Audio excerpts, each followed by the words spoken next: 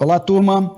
Hoje a gente vai falar o que acontece quando quem joga bola de gude enfrenta alguém que joga xadrez. Estou falando da Europa e Putin. Diz aí, Luan. É isso mesmo, Hélio. Os preços da energia na Europa dispararam desde que a Rússia invadiu a Ucrânia. O preço do gás natural, por exemplo, está 10 vezes mais alto do que a média na última década. E as coisas podem piorar com um novo movimento do presidente russo Vladimir Putin de cortar o fornecimento do gás natural.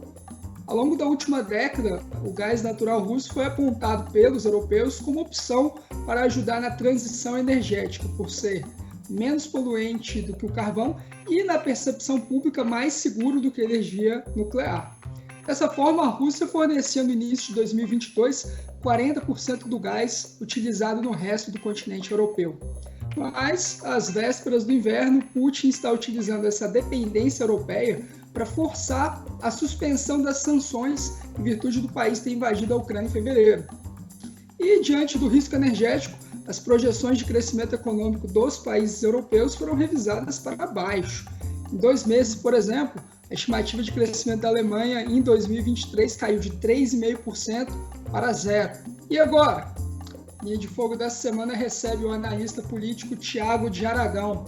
Ele é sócio da Arco Advice, mestre em Relações Internacionais pela Universidade de Johns Hopkins e especialista em geopolítica. Inclusive está aqui no YouTube. Ele é criador do canal Geopolítica, a próxima jogada. Tiago, muito obrigado pela presença aqui no Linha de Fogo, diretamente de Washington. Um prazer estar aqui com vocês. Hélio, um prazer estar conversando contigo. Luan. Bem-vindo, Tiago. Tiago, começando aqui, como que você vê essa jogada geopolítica do Putin na Europa?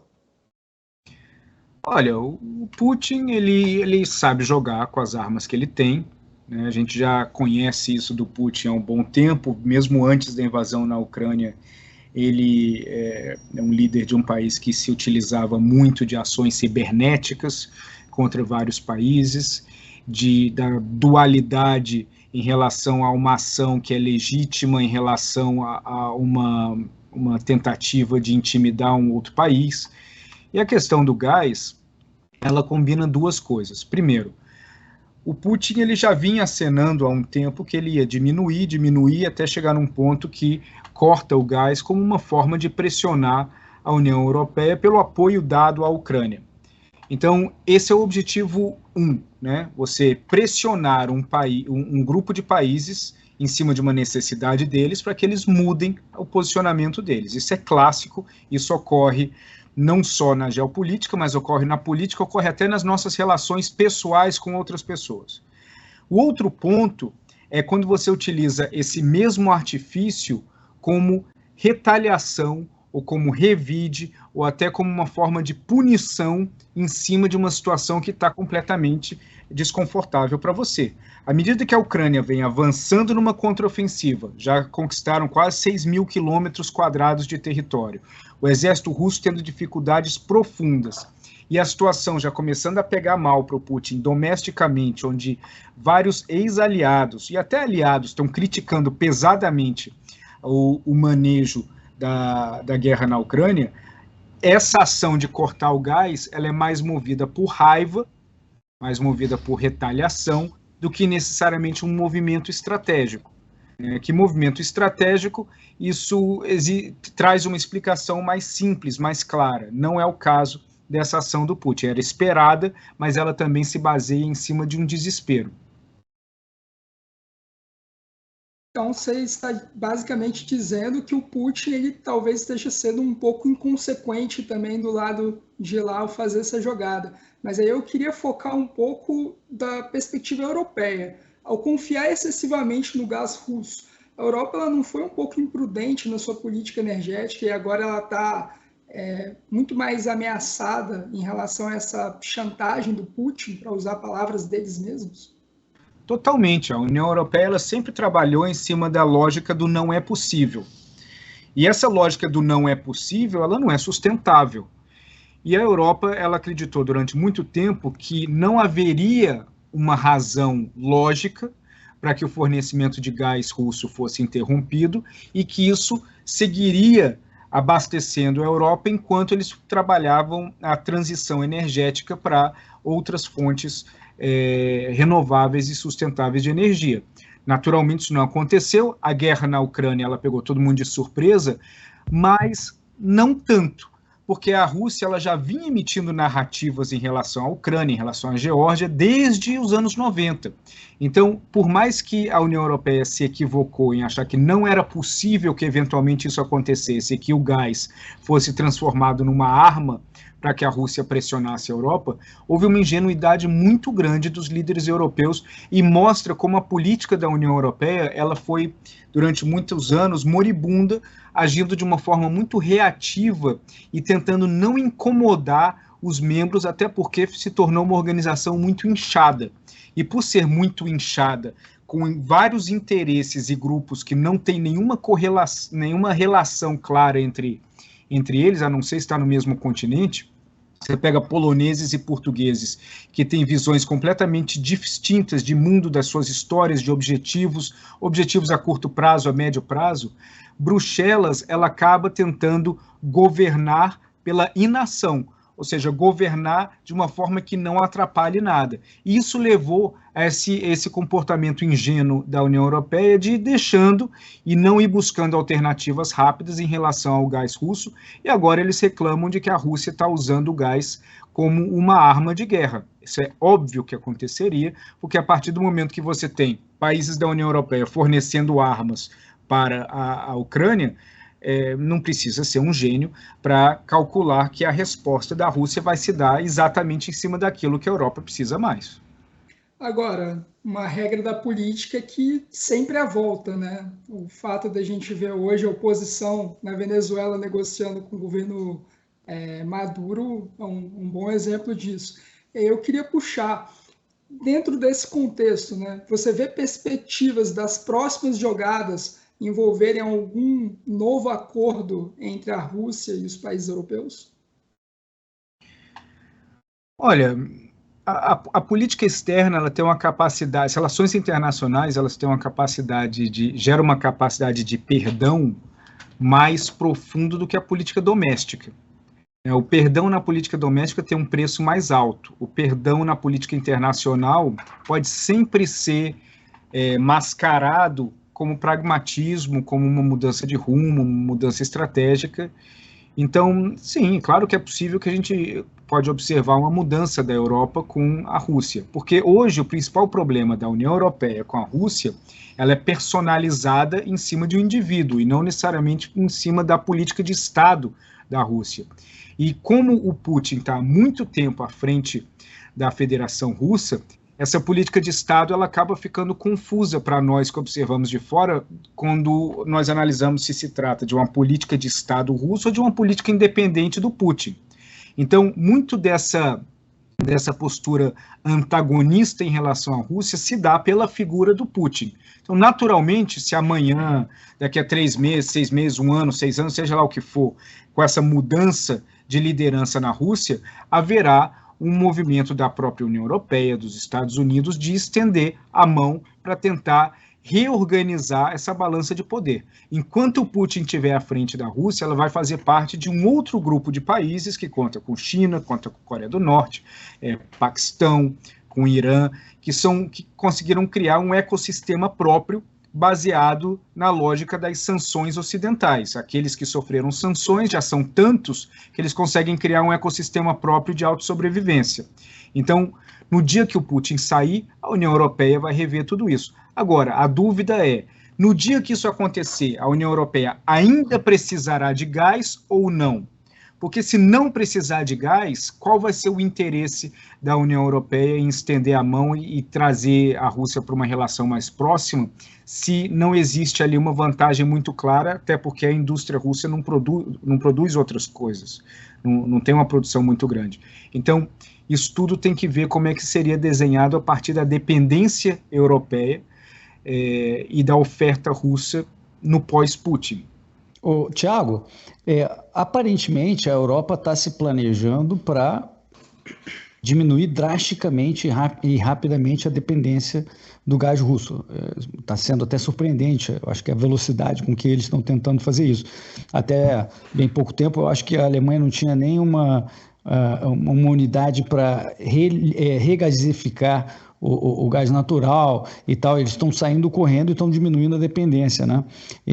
Você acha, então, que a Europa já está preparada para finalmente fazer o correto e não depender, não ficar sujeito ao weaponization, o botãozinho geopolítico de pressão energética do Putin? Ainda não, eles estão tentando acelerar isso numa corrida contra o tempo antes do inverno chegar.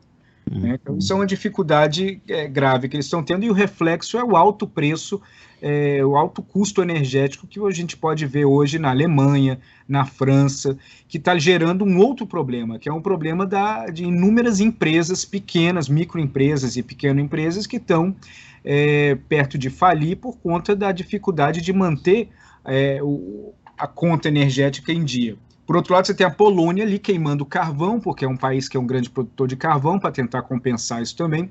Então, tudo isso mostra um problema baseado naquilo que eu falei, na falta de organização de longo prazo, mas hoje eles já estão num processo de tentar acelerar isso, porque à medida que a Alemanha, principalmente a Alemanha, mas os outros países da Europa, eles já caminham em busca de soluções não russas, isso é o fim de um casamento. Isso é um divórcio que não haverá volta. E esse divórcio ele vai mudar muito o mapa da influência russa no mundo. Por quê? Antes da guerra na Ucrânia, a Rússia ela tinha uma vantagem em relação à Europa. Ou seja, ela tinha uma influência direta. Com o rearranjo que foi feito após a guerra na Ucrânia, a Rússia hoje ela é dependente da China, ou seja, ela deixou de ser a força influente no continente europeu para se tornar uma força dependente de um outro país, de uma outra região, da China. Então, consequentemente, isso mostra uma perda brutal de força e de influência no cenário internacional da Rússia. Já a Europa, ela ou vai conseguir resgatar internamente um novo balanço de reorganização energética, que pode incluir uma participação maior da Noruega, mas isso também traz um peso maior dos Estados Unidos em termos de influência em relação à Europa. Por quê?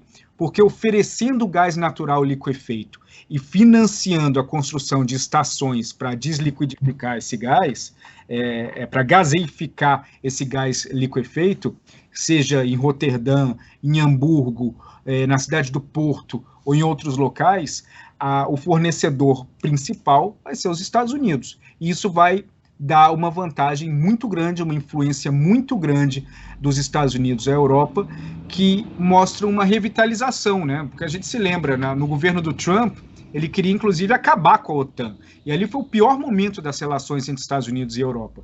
E a guerra na Ucrânia veio a calhar muito bem para o fortalecimento das relações entre Estados Unidos e Europa, não só pela OTAN, não só pelo apoio dado pelos americanos aos ucranianos, mas principalmente pelo rebalanço energético.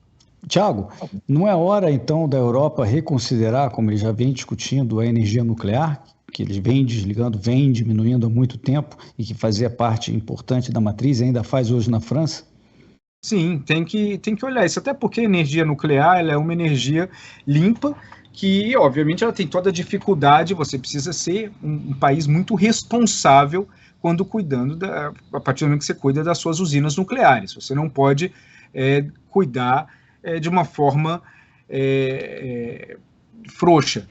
Agora, ao mesmo tempo que isso faz sentido para que a Europa ela resgate, principalmente a França, como você comentou, um foco na energia nuclear, isso requer uma mudança no software da narrativa dos principais políticos franceses que passaram os últimos 10 anos falando contra essa energia nuclear e falando de uma mudança profunda no processo de fornecimento energético.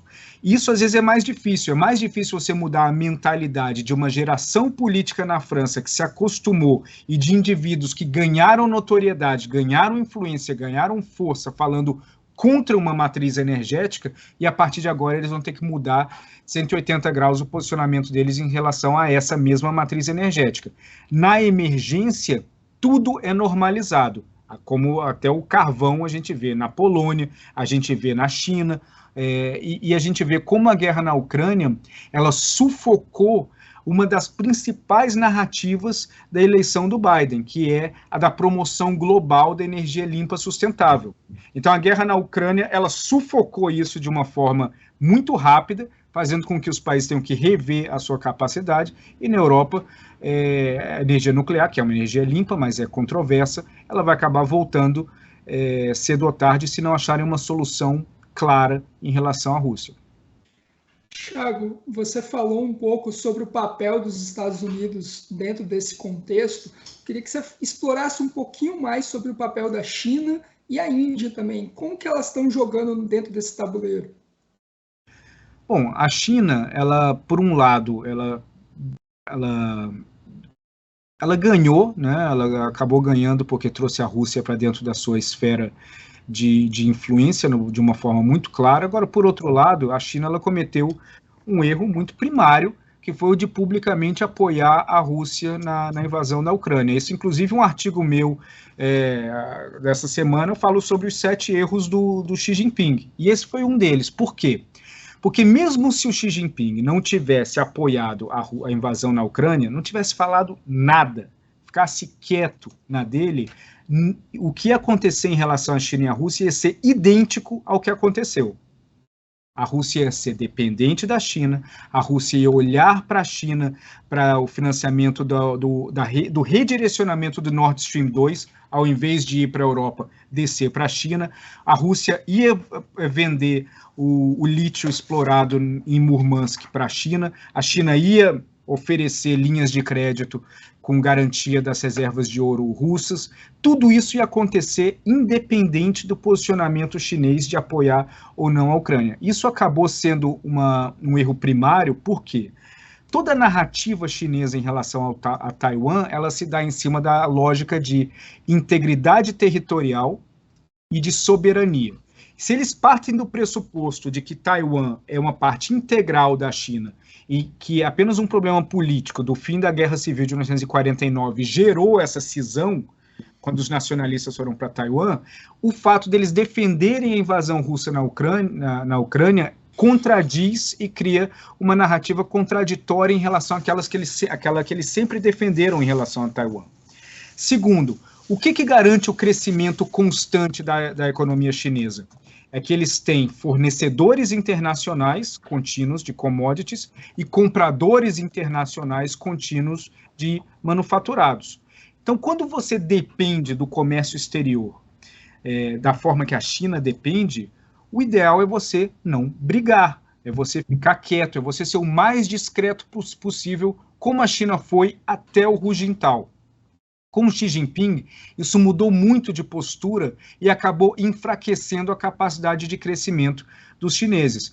Então, apoiar a invasão russa na Ucrânia foi um erro primário, mas, por outro lado, agora a China ela lidera um novo bloco global, que você tem Rússia, Paquistão, Coreia do Norte, Irã, um grupo de países.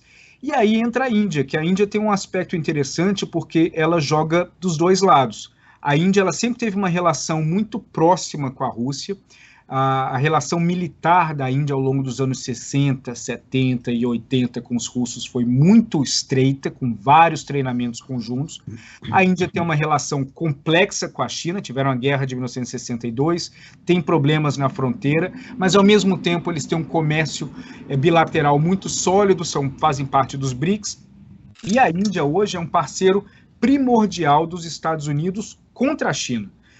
Como existem centros de cibersegurança, de ataque e de defesa americano na Índia, em relação à China.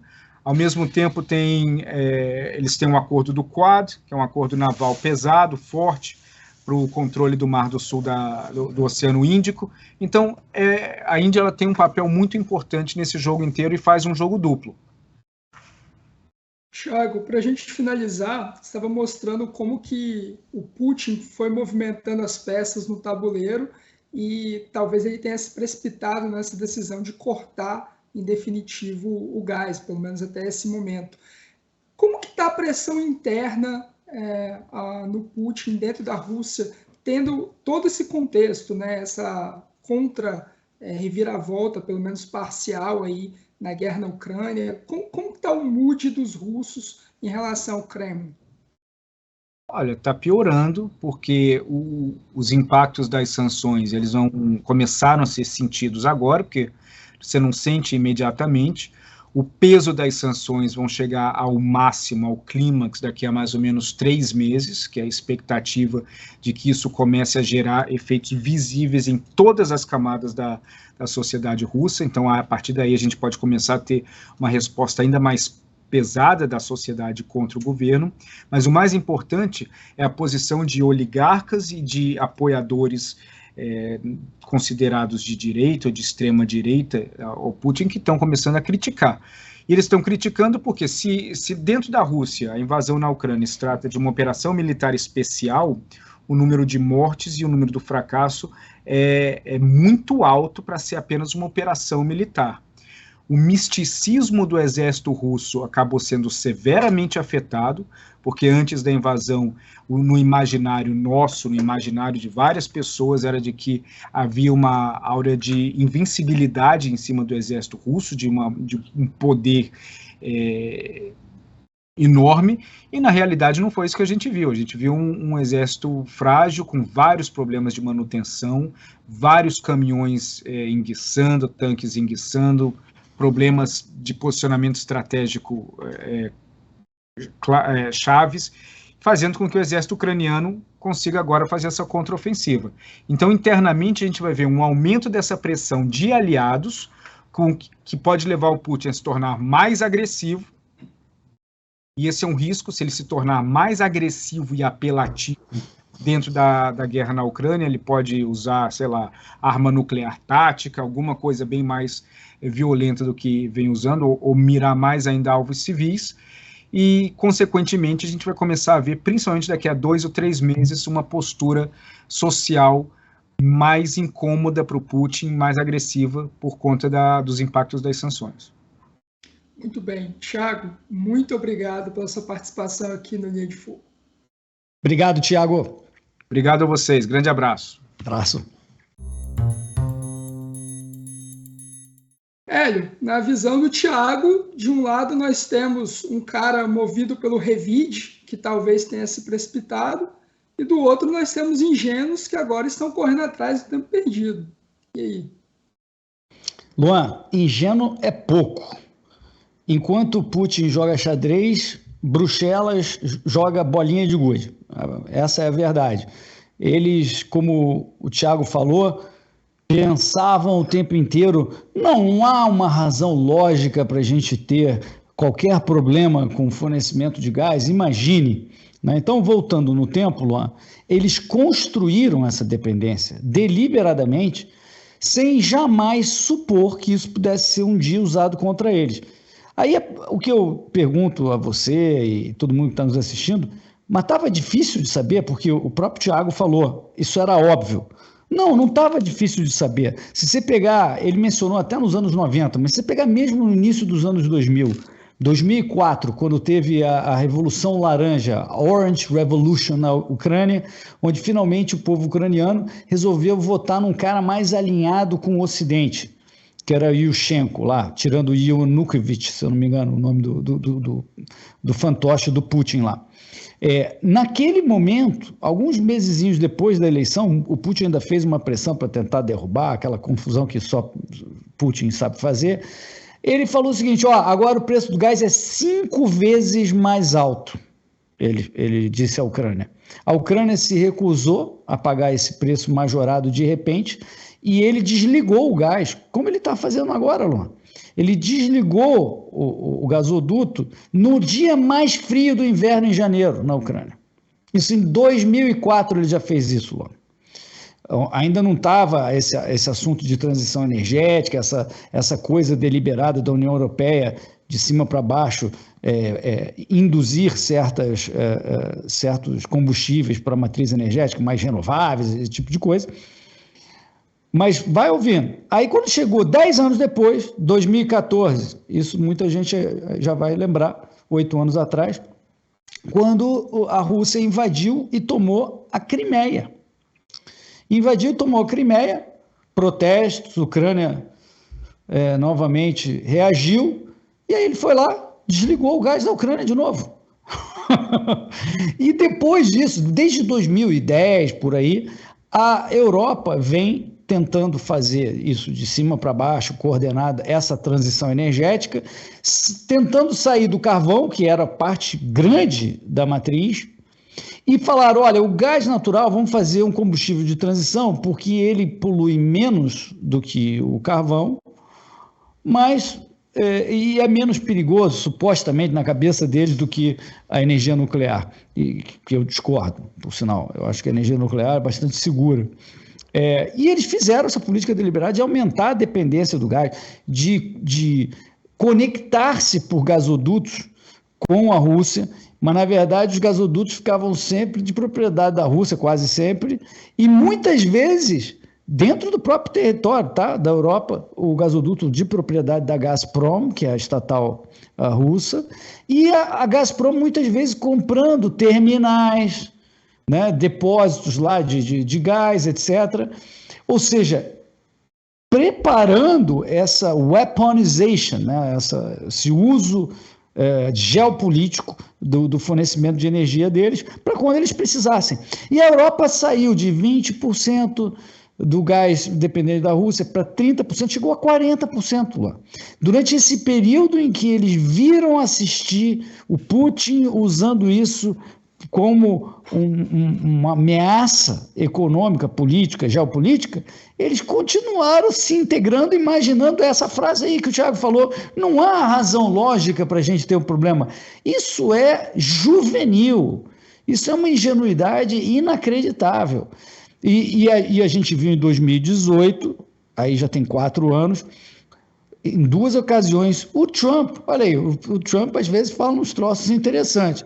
Primeiro, em julho de 2008, numa reunião da OTAN, o Trump falou, pessoal aí da Europa, precisamos conversar sobre esses bilhões de dólares que vocês estão enviando para o cara que vocês dizem que precisam da minha proteção para defender.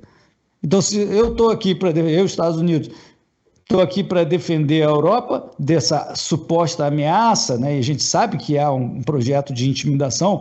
Você pode questionar se essa intimidação é uma reação ou é iniciada pela Rússia, não estou em discussão, mas o fato é que a Rússia está representando uma ameaça à Europa, e o Trump falou, e vocês ficam mandando bilhões de dólares por ano, comprando petróleo, gás natural, se integrando, precisamos falar sobre isso. Porque quem está tendo esse custo da defesa é principalmente euzinho Estados Unidos. E aí, alguns meses depois... aí, no dia seguinte, a Merkel falou, eu acho que eu estou em muito melhor condição do que o Trump para dizer se a gente está dependente da energia russa ou não. Veja bem a resposta da Merkel. Eu acho que nós estamos numa melhor posição do que o Trump para saber se nós estamos dependentes da energia russa ou não. Bom... Alguns meses depois, em 2018 ainda, na reunião das Nações Unidas, o Trump disse, olha, se a Alemanha não mudar de curso agora e reduzir a sua dependência energética, o problema vai ser gigante, vai haver uma enorme crise na Europa por conta dessa dependência crescente. E a delegação alemã ria de sarcasmo, né? Se desfez em sorrisos lá, falando, não é possível que esse cara está falando isso. E o que está acontecendo? Eles tomaram essa posição irresponsável, e agora a Alemanha, Luan, quando vem uma crise energética, toda vez que houve um choque de energia no mundo, choque de petróleo, choque de energia, sempre houve uma recessão severa. E agora, há 2 meses atrás, a previsão de crescimento do ano que vem para a Alemanha estava em torno de 3,5%, e agora já está perto de 0%. Tem gente falando em negativo recessão na Alemanha.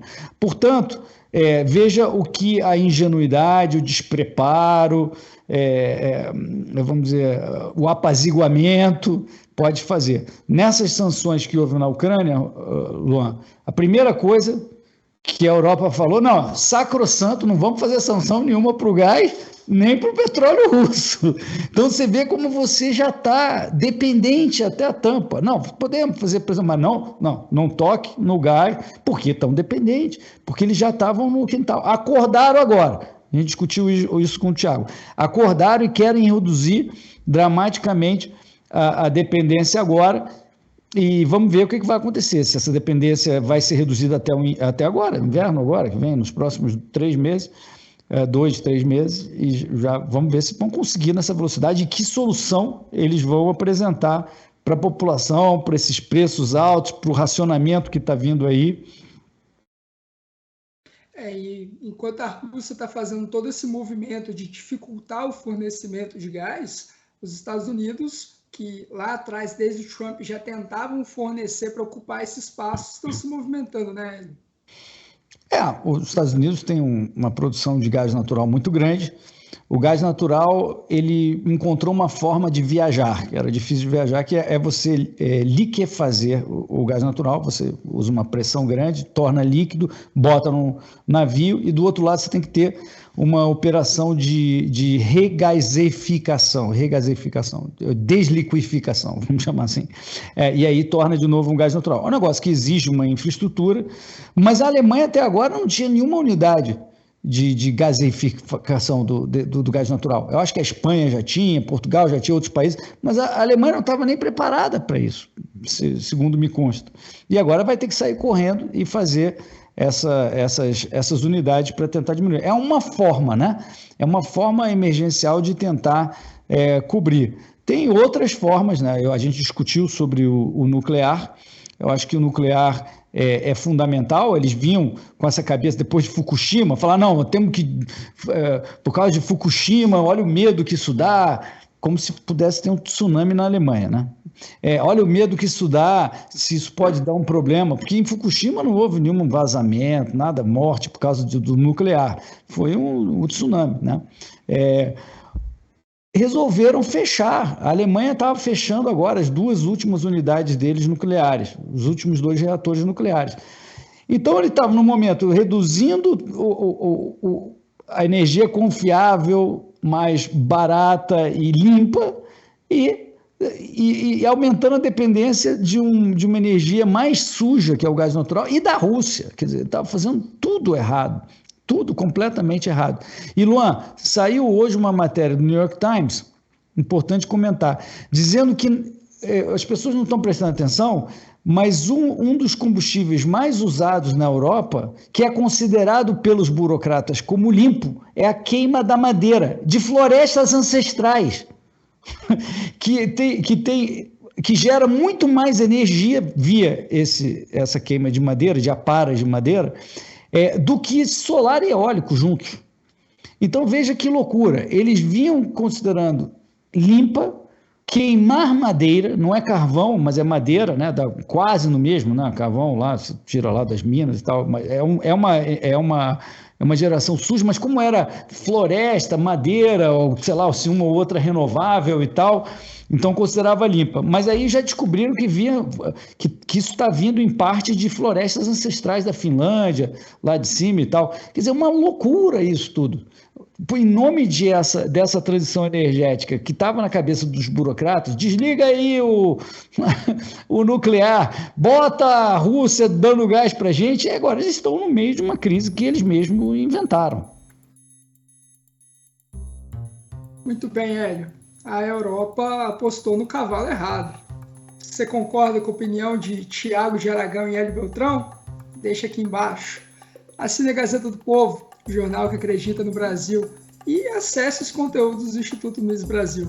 Obrigado, Hélio. Até a Linha de Fogo da semana que vem. Valeu, Luan. Abraço a todos. Tchau, tchau, pessoal.